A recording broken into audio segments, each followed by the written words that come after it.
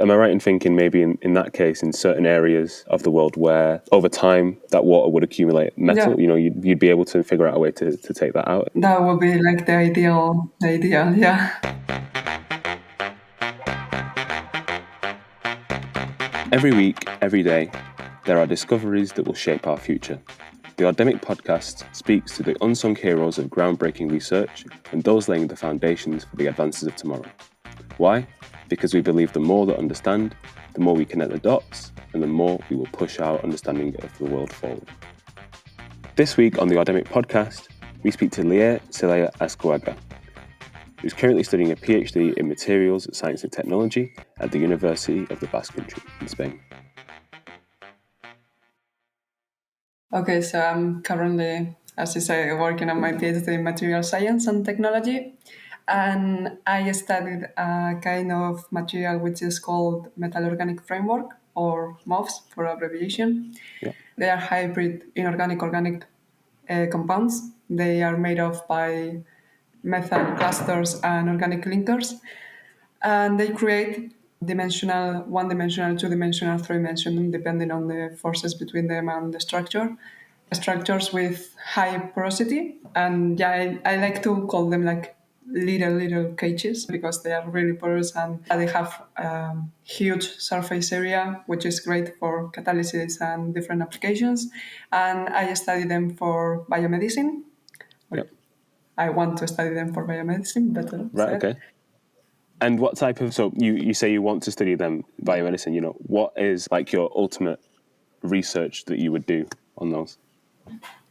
So we have some ideas because actually, like I am doing the MOFs for them to be like highly compatible, biocompatible, so they wouldn't cause any harm in the body. I'm trying to use biocompatible metal clusters and compatible organic linkers, in this case amino acids. So I have to give them an application that can can be used with their structure, with the ones that I've found.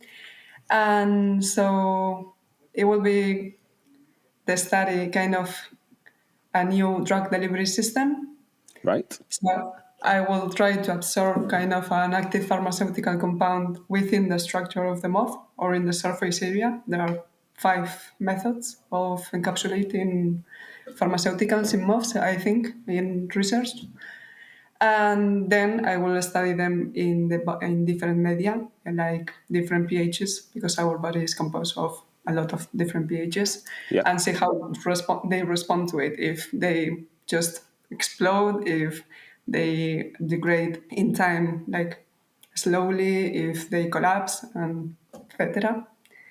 And also, another idea that I have is to use them to absorb different heavy metals in the body. Like, imagine one person has been exposed to a toxic heavy metal, such as, I don't know, mercury or chromium or something like that, I don't know. Yeah. And I have a selective moth that can capture said metal and just take it out in the body. That's another idea, but it's all in my mind right now. Wow. So those two really interesting things there. That last idea, it'd be great to hear more about like in what circumstances does someone have like a foreign metal in that way in their body and how that would work. So, for example, when I was working with chromium aqueous solutions, Yeah. I kind of had a solution dropped in my skin and some drops got into my eye, even though I was wearing glasses and stuff. And so chromium is a bioaccumulative metal. It can cause a lot of harm in the body. Luckily for me, the solution was really low in concentration and nothing happened to me, really. But those cases in large scales or in different aspects, they can happen, and we need solutions for that. For the people that they are investigating these materials, they can have like situations where they are exposed to heavy metals. Also, I believe in mining and different jobs like that. For example, I believe in Argentina or Chile and things like that. The water, they are like, it's not as clean as it should be. And they can have little accumulation, and little by little by little, they can have a huge impact in the body. So Yeah. Right, well, that's brilliant. So, am I right in thinking maybe in that case, in certain areas of the world where over time that water would accumulate that Yeah. metal, you'd be able to maybe figure out a way to take that out. That would be like the ideal. Yeah. And then you mentioned drug delivery as well. How would it Yeah. work in the context of drug delivery? So advantages, one of them is the porosity and the large surface area, so they are quite reactive and they can be used to attach or to absorb different compounds. In this case, I will take, imagine, ibuprofen. Yeah, I don't know how it's pronounced in English. Ibuprofen, even I struggle How was sometimes. it? Ibuprofeno for the spell can capture it and within the mouth or in the surface and so it will help better in Dropbox that the pill has, that the Yeah, pill that we all take, which is the most common use for drug delivery, because the pill degrades when it goes through the body and the active compound, it's not, I don't know how, like, you don't take the 100% of that pill because it degrades and until it reaches the place of action, you lost some of that compound. So imagine yeah. if we take the pharmaceutical, the ibuprofeno, and we cage it in the mouth, we might be able to improve the efficacy and the selectivity also because it might go if you I don't know how to say this. Like you can tune your mouth. You can put different motives in it, so Right. it might be reactive to some places and not to other ones and stuff. Okay. So maybe you can make it selective for certain cells or to certain organ or something like that. This is all theory for me. Oh, theory, yeah, but it's exactly, it's kind of the dream of what you'd like to achieve, right? Yeah. Brilliant. So moths instead of other materials, what properties do they have? So, as I said, the moths they are porous and they have large surface areas, but also in comparison with the pill that I mentioned, it has its drawbacks. Maybe they are not as good for using for some pharmaceuticals that can degrade in the stomach or something like that. And there is a lot of research in finding different materials that you can use for drug delivery applications. But mostly these investigations, these researches, they are focused on one kind of materials like inorganic or organic materials. And this is where MOFs can come out handy because they are hybrid. So they are inorganic and organic.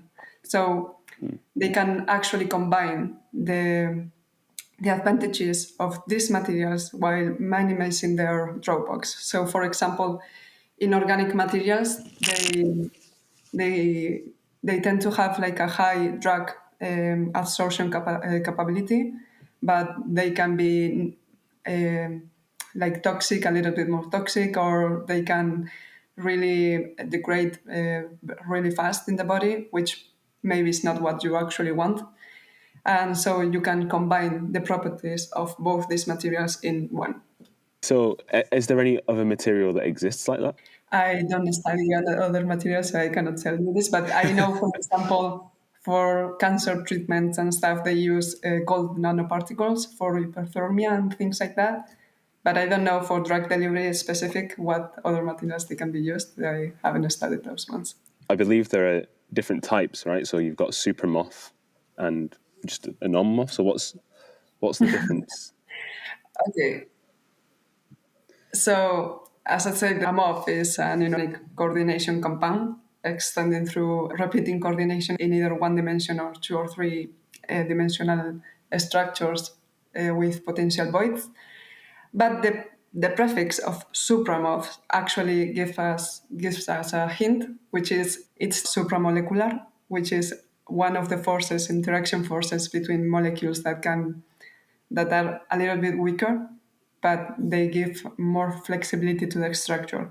So usually a MOF is a really rigid compound, and supramorph, as they are bond between like cluster, they are bind together by forces.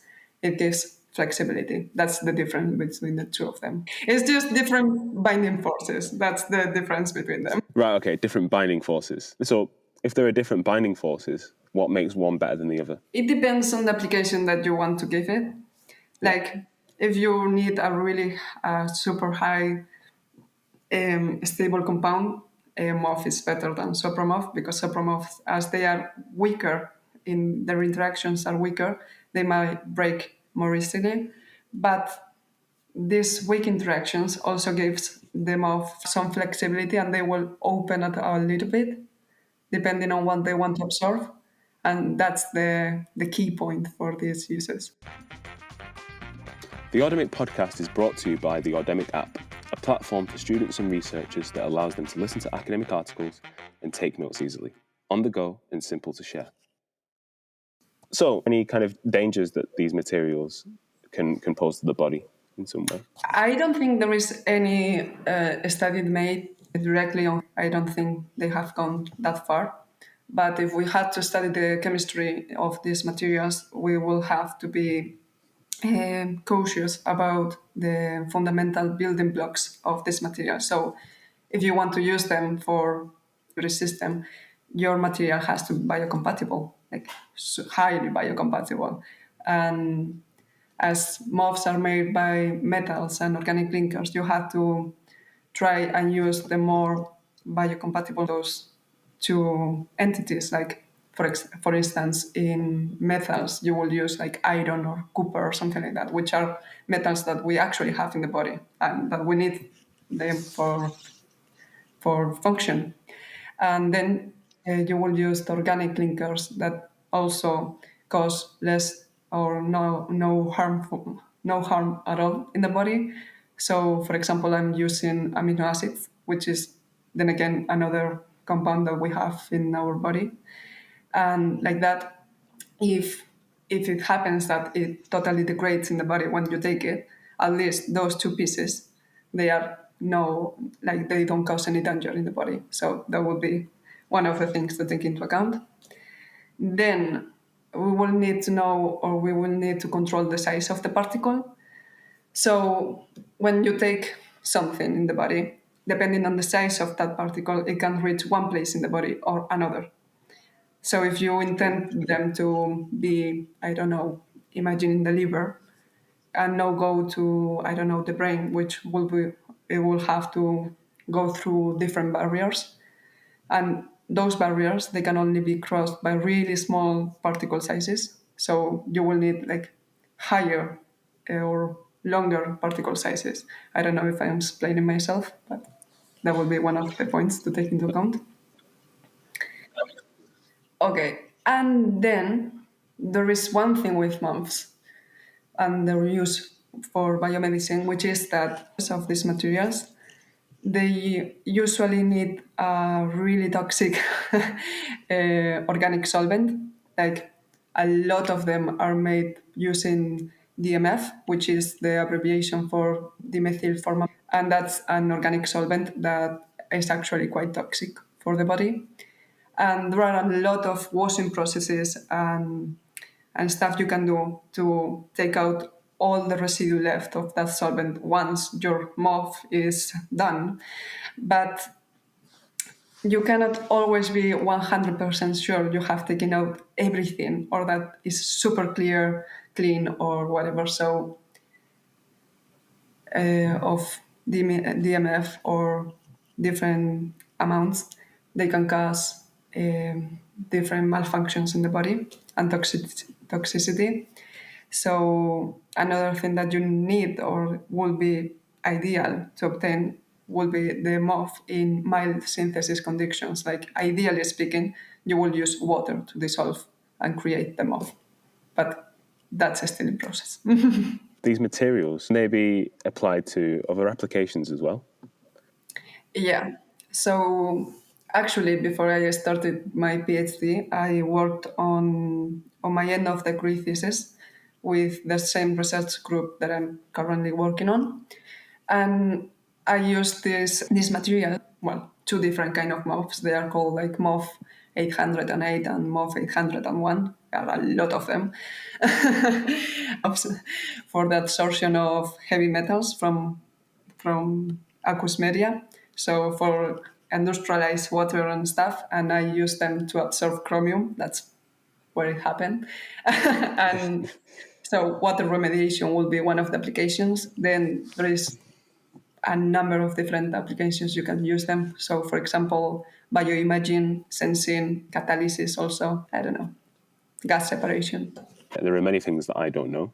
So what don't I know? Enough asked you.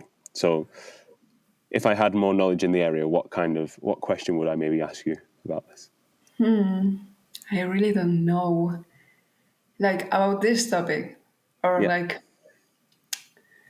I don't know. Like how do you see this in the future? Like does it have any possibility or something? Because that's a question a lot of researchers get because you are currently working on something that may work but may not work. You know, you are studying the application, but maybe I don't know. I don't know if I'm allowed to say some words, so I'm gonna just skip that one. It came to my mind and was like, maybe not. If my research or the research of these materials for these applications is actually viable, that would be like a good question, I believe. And what would you, if I was to ask you that question, is it viable? What would your response be? I will respond saying like I don't want to lose my time. So if I'm researching on it, I hope it works. Like I Yeah. believe it will work because of course nobody wants to or nobody wants that is going to be completely useless. So yeah, I believe there is a background, like a theoretical background that supports this. So just a couple of last questions about your time as a researcher. How do you manage your time as a researcher, and how do you organize your time? I don't. It's very basic. I use Google Calendar to keep track of my day-to-day work. So it gives notifications in my computer and notifications in my phone. So I will be always like trapped. Like you have to do this, and you can't escape it because everywhere you look, you have the reminder. And also, I'm starting the Notion, which is a software, internet software. I don't know, and I use it to organize my data to yeah, kind of my laboratory notebook is not a notebook anymore. It's my Notion. Yeah, and I have like if somebody explains to me how to use one machine or how to do something with a program, I write like a little manual so I don't forget about it because maybe you have to do one essay one day, but you don't do it again till I don't know 6 months later, and I don't want to go back again to that person and say, "Hey, can you explain again to me because I totally forgot about what you told me." So Yeah. I use them to actually like have all the information that I need in one place. That's nice. We're big fans of Notion here, and we're also fans of the self-inflicted prison of Google Calendar. You know, you put on at this It's time good. I'm going to read this.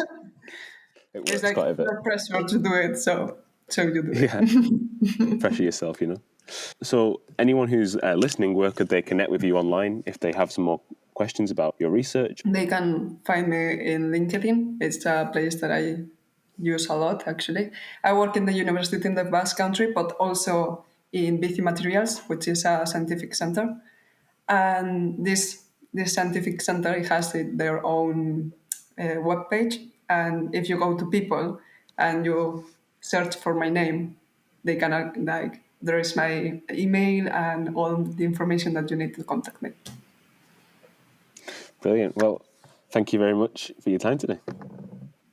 Thank you.